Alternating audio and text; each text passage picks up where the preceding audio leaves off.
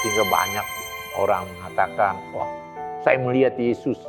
Yesus yang bagaimana? Ternyata melihat Yesus seperti yang digambar-gambar.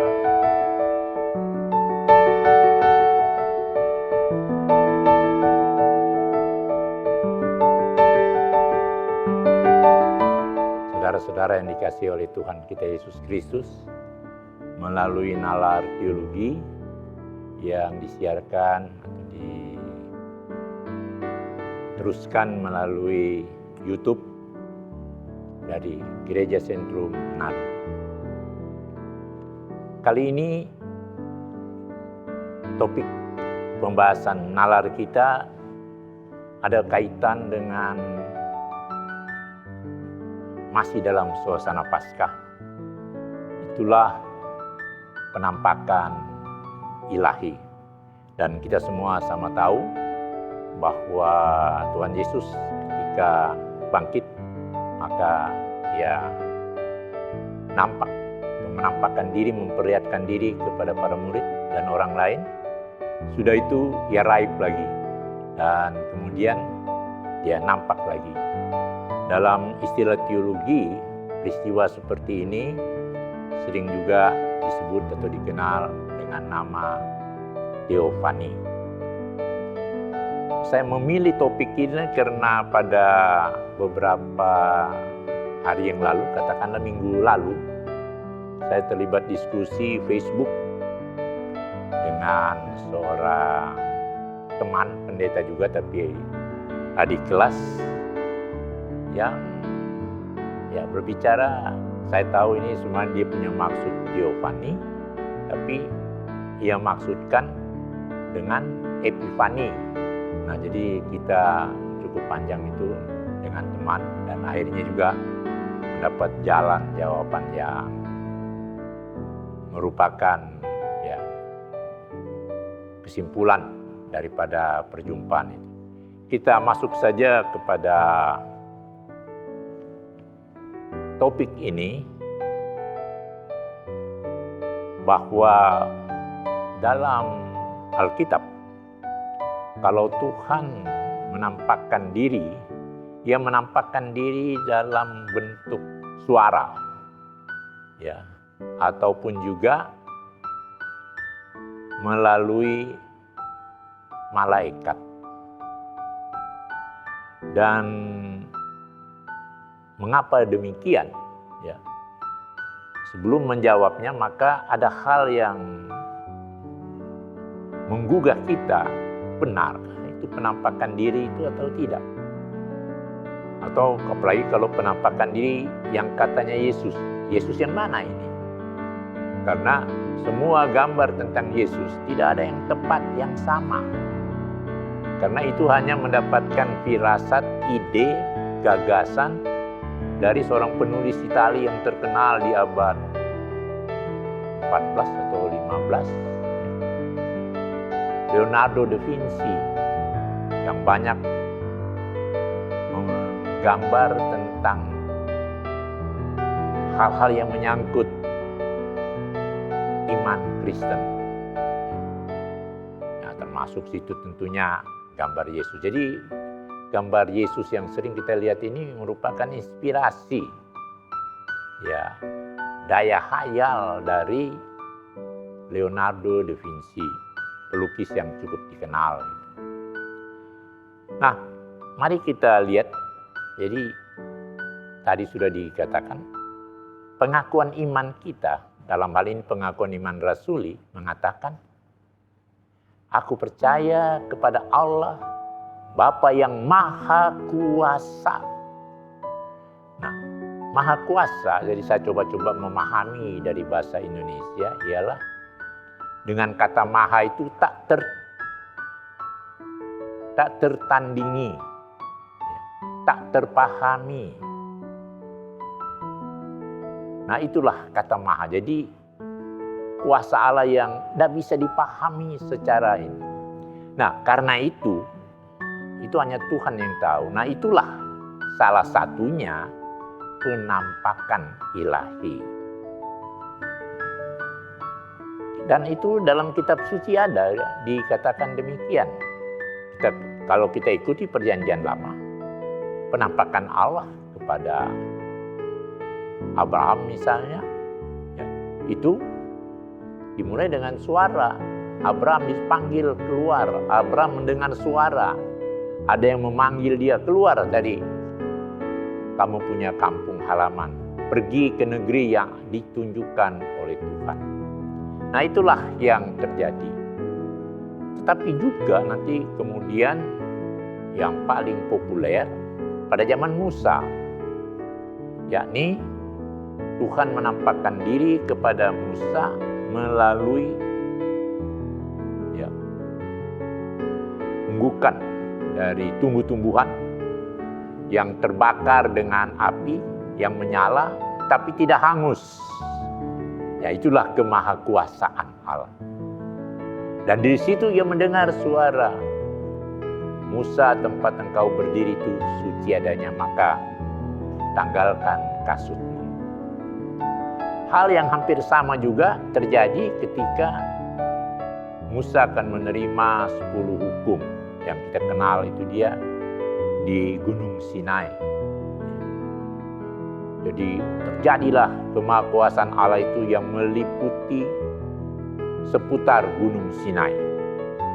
Ya, jadi kemuliaan Allah itu begitu hebat, luar biasa. Dan Musa juga kemudian katakan, Musa tulislah ini. Ya, maka Musa menulis pada 2 loh batu itu yang kita kenal sekarang dengan 10 hukum. Sehubungan dengan perjalanan dalam kisah perjanjian lama, kita juga mengenal misalnya Yeskel mendengar suara Allah. Yeskel mengatakan, roh Allah mengantar aku melihat seunggukan tulang yang dibawa ke kompleks pekuburan. Tulang-tulang kering, tapi kemudian suara itu berkata, katakanlah kepada tulang-tulang itu, bangunlah, bergeraklah. Dan tulang-tulang itu bergerak, hiduplah karena diberikan nyawa. Dan Yeskel pun bertanya, bisa kita ikut dalam Yeskel 37. Siapa itu? Mereka itu adalah umat Israel, umat Tuhan yang meninggal.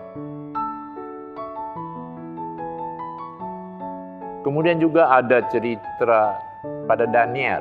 Ya, jadi situ ya, Daniel dibuang. Ya, atau Daniel mengalami juga penampakan ilahi melalui mimpinya.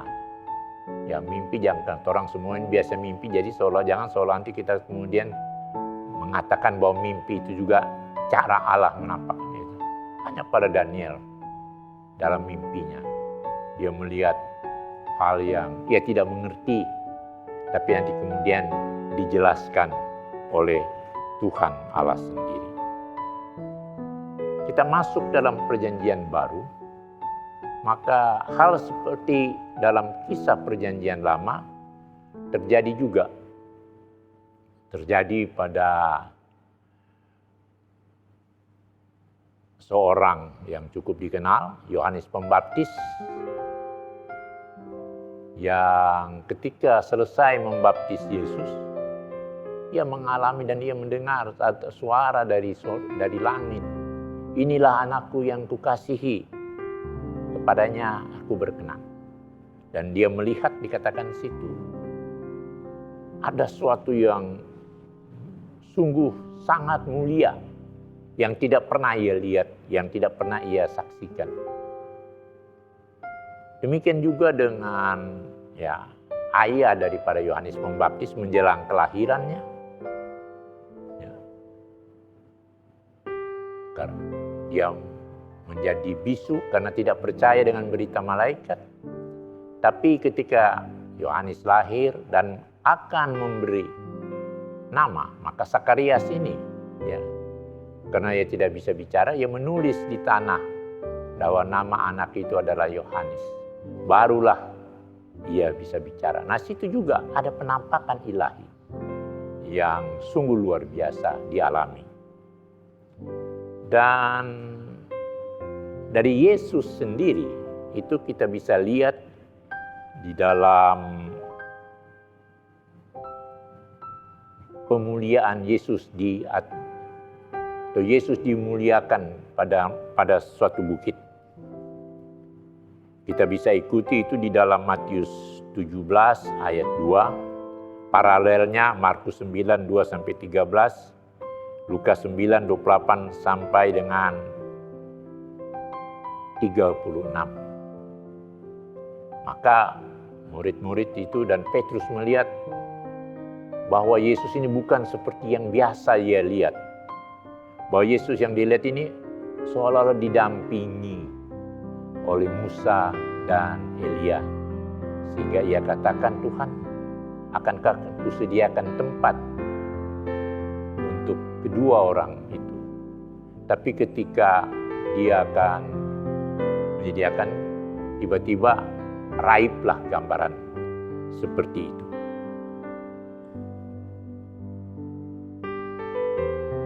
Dalam diri Yesus sendiri, penampakan itu muncul dalam cerita sesudah Paskah, sesudah kebangkitan. Nah, itu nanti kita tahu, dia menampakkan diri kepada para perempuan, itu dalam cerita-cerita kitab Injil, Matius, Markus, Lukas, Yohanes. Kemudian juga kepada murid-murid yang berkumpul di dalam suatu ruangan, tidak ada Thomas. Tapi ketika satu waktu ada Thomas, maka Tuhan katakan, Thomas, lihatlah. Kemudian dia menampakkan diri juga di Tasik Tiberias atau Danau Galilea.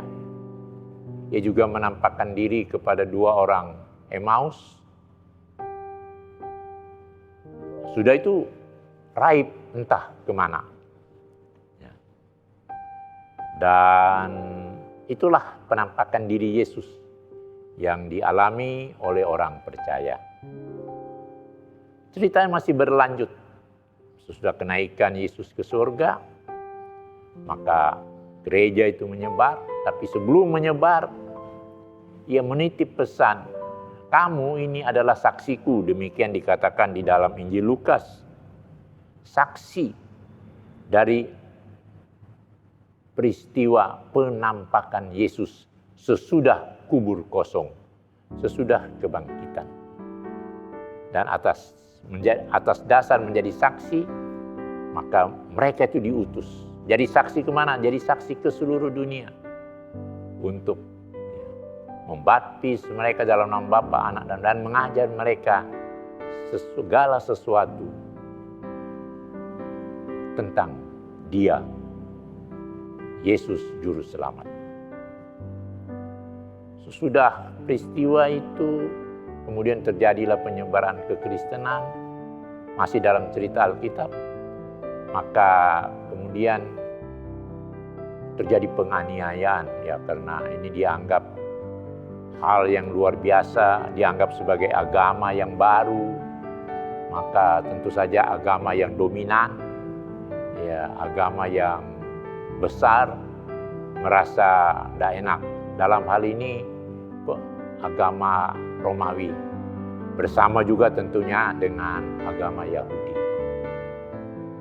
Maka diceritakan di dalam Kisah Para Rasul suatu yang menarik, yakni Stefanus. Ketika dia memberi cerita dan kemudian orang tidak percaya dan dia dirajam. Dan dirajam itu dilempar dengan batu sampai mati. Tapi sebelum dia mati, dia katakan, dan dia juga melihat suatu teofani atau mengalami suatu teofani, penampakan ilahi. Aku melihat Yesus berdiri di sebelah kanan Bapa. Wah, orang lebih marah lagi, itu hanya dia. Dan di situ hadir yang namanya Saulus, yang kemudian kita mengenal menjadi Paulus. Saulus ini dalam perjalanannya ke Damsyik. Damsyik itu Syria sekarang, ya, Damaskus. Cukup jauh itu dari Israel, daerah konflik sekarang. Maka ia juga mengalami suatu penampakan ilahi yang luar biasa. Karena dalam perjalanan itu tiba-tiba ia melihat suatu terang dan kemudian matanya jadi buta kabur dan dia tanya, "Siapakah engkau?" "Ya Tuhan." Dia tahu bahwa ini ada kuasa Tuhan. Tuhan dalam keyakinannya adalah Tuhannya secara Yahudi, tapi yang kemudian dijawab, "Akulah Yesus yang kamu aniaya. Maka pergilah kamu kepada seorang bernama Ananias, nanti dia akan merawat kamu, mengurus kamu." Hanya dia, teman-teman Saulus, dia cuma lihat, tahu ada ini, tapi hal-hal lain mereka tidak mengetahui.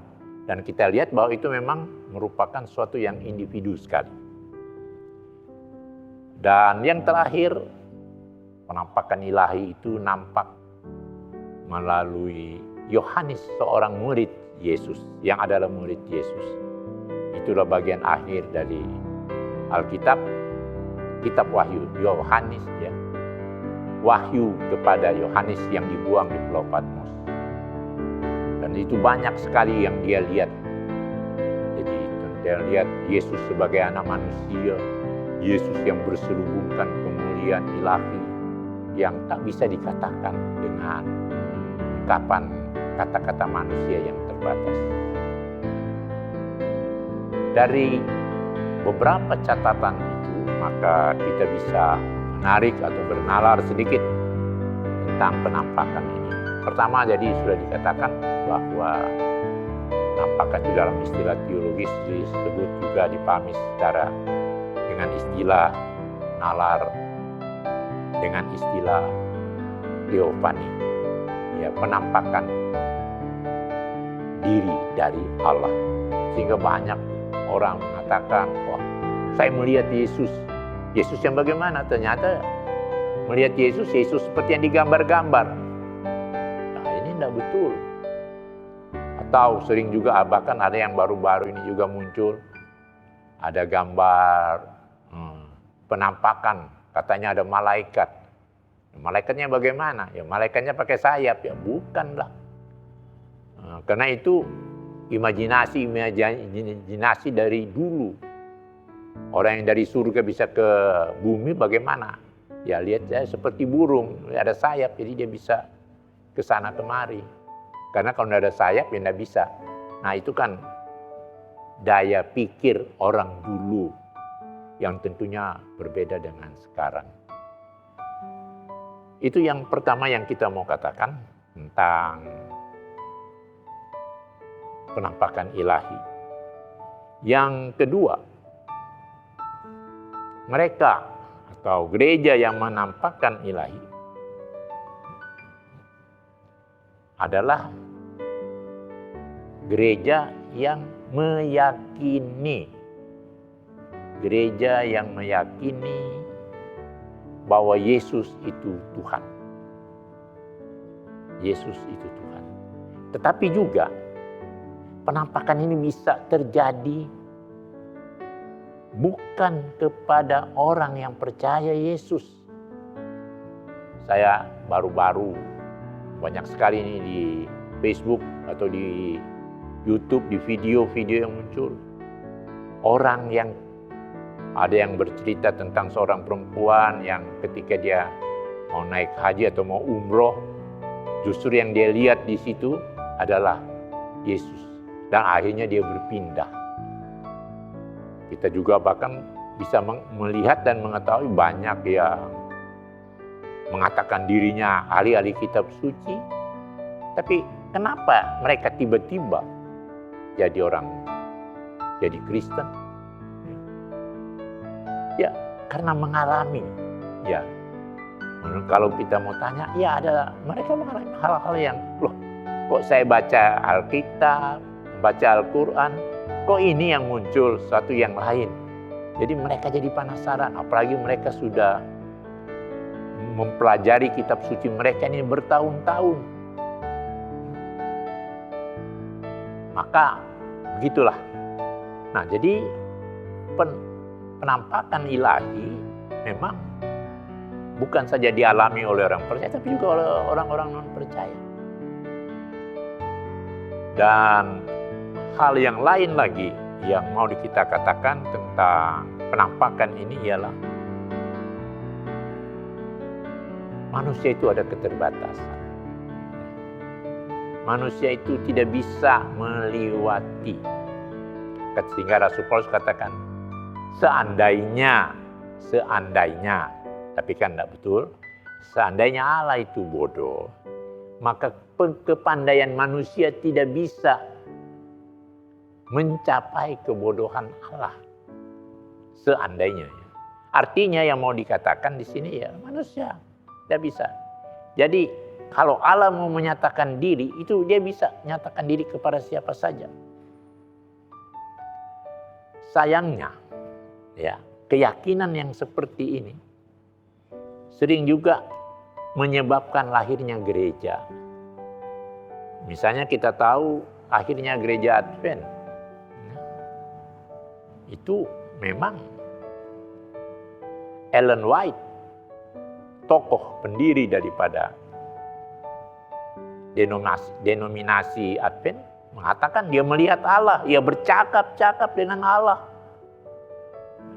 Yang katanya mengatakan bahwa ada yang salah dalam kekristenan. Mereka melupakan banyak hal. Maka lahirlah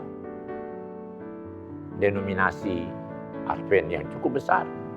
Perhatian mereka pada dunia pendidikan, dunia kesehatan, sungguh hebat. Kemudian diikuti juga dengan Yehova. Baru ada lagi kalau kita ikuti sejarah agama Mormon yang mengatakan bahwa kitab suci yang asli itu bukan yang orang pegang. Dia sudah bertemu dengan seorang petugas surgawi, itu ada di yang mereka bikin kitab suci sekarang. Kebetulan saya ada The Book of Mormon, itu dia. Wah, ceritanya memang aneh-aneh, lucu-lucu. Ya, mereka yakin itu yang benar. Dan banyak lagi, ya, aliran-aliran Pentakosta sering muncul di Manado saja. Yang namanya Gereja Tiberias, pemimpinnya mengatakan bahwa dia sudah pernah ke surga. Wah, hebat juga. Dia bisa menyembuhkan orang yang mati. Mati maksudnya itu mati, anak yang mati dalam kandungan, tiba-tiba dia bisa hidup lagi. Ya, begitulah. Penampakan ilahi ini memang kita tidak bisa. Cuma kepada kita juga diberikan akal. Seperti kata Rasul Paulus, mari kita pelajari segala sesuatu yang terjadi di dunia ini dengan iman Kristen kita. Kita jangan nanti mengandalkan keselamatan nanti kalau Tuhan sudah menampakkan diri. Iman yang percaya kepada Yesus yang sudah bangkit. Yesus yang bangkit itu sudah penampakan ilahi yang hebat sekali. Walaupun kita tidak mengalaminya, kita hanya tahu, percayanya dan melalui Alkitab. Namun itu sesuatu yang sangat luar biasa. Meyakini Yesus yang bangkit adalah meyakini penampakan ilahi. Karena Yesus yang bangkit ini jugalah yang dikabarkan, diberitakan oleh orang percaya, oleh para murid, diteruskan gereja sepanjang abad. Ada suatu pertanyaan, dan ini menarik, dan kita tahu ini masih terjadi di Irak, ya. Apalagi dengan munculnya kekuatan ISIS di Irak, yang ada semacam tanda cerita, ya. Nah, ISIS datang, dia biara tertua yang ada, ya, biara bahkan katakanlah perpustakaan Kristen tertua di dunia itu ada di Irak, ya, di kota Mosul. Nah, itu memang itu pusat kekristenan di Irak itu ada di Mosul, Irak Utara. Sudah dekat dengan Turki, dekat dengan Syria. Ya, berarti juga sudah dekat dengan Israel. Dan ya, itu dimusnahkan zaman ISIS. Bahkan biara tersebut, suster-susternya ada yang ditangkap, dibunuh, diperkosa. Tapi tiba-tiba terjadi sesuatu yang lain dari seorang tokoh mereka yang kemudian mengalami, yaitu saya ikuti di media sosial, akhirnya dia bilang dia minta ampun. Dia sudah salah, dia sudah jadi begitu biadab. Tapi sudah terjadi, penganiayaan berjalan. Ya. Syukur juga bahwa kekuatan ISIS sekarang sudah mulai luntur, sudah mulai lemah. Tapi inilah cerita, di tengah-tengah penderitaan, siksaan, kematian, ada saja hal yang muncul. Itulah penampakan ilahi, itulah teofani. Dan ini akan berjalan terus sampai kapan? Sampai Maranatha. Dan itulah gambaran yang kita lihat dari cerita di kitab Wahyu. Perjuangan orang percaya bersama-sama dengan kekuatan Yesus yang muncul melalui teofani, melalui penampakan ilahi. Memberi semangat, sekalipun ada tekanan, sekalipun ada kekerasan, sekalipun ada intimidasi, tidak akan meluluhkan, melemahkan akan keyakinan kita, perjuangan kita untuk memberitakan bahwa Yesus adalah Tuhan dan Juru Selamat dunia. Pada akhirnya, saya ingin menutup perjumpaan ini dengan apa yang dikatakan oleh Paulus dalam surat Filipi 4 pasal 8. Filipi 4 pasal 8 saya akan baca supaya kita bisa mengetahuinya juga sedikit apa yang dimaksud. Demikian bunyinya. Jadi akhirnya saudara-saudara, semua yang benar, semua yang mulia, semua yang adil, semua yang suci, semua yang manis, semua yang sedap didengar, semua yang disebut kebajikan dan patut dipuji, pikirkanlah semuanya. Artinya kita juga diminta untuk kritis. Kritis terhadap penampakan ilahi. Karena mengapa harus kritis? Karena banyak orang sekarang bilang, oh kita sudah melihat Yesus, kita sudah berjumpa Yesus, kita dekat dengan Yesus. Tapi tolong dia, betul dia dekat, tolong apa yang dia rasakan, apa yang dia alami. Kalau dia cuma rupa begitu, oh itu tidak betul. Nah itulah maksud daripada ini. Jadi kita kritis, tapi juga kita meyakini karena dia Allah adalah Maha Kuasa, maka ia bisa menyatakan kehendaknya melalui apa saja, melalui cara apapun, agar orang juga bisa meyakini dan bisa percaya kepada dia, kepada Tuhan Yesus. Kiranya catatan ini juga menguatkan kita bahwa semangat Paskah adalah juga semangat untuk menghargai, menghormati, memuliakan Dia yang sudah menampakkan diri untuk menyelamatkan manusia. Itulah Yesus Kristus.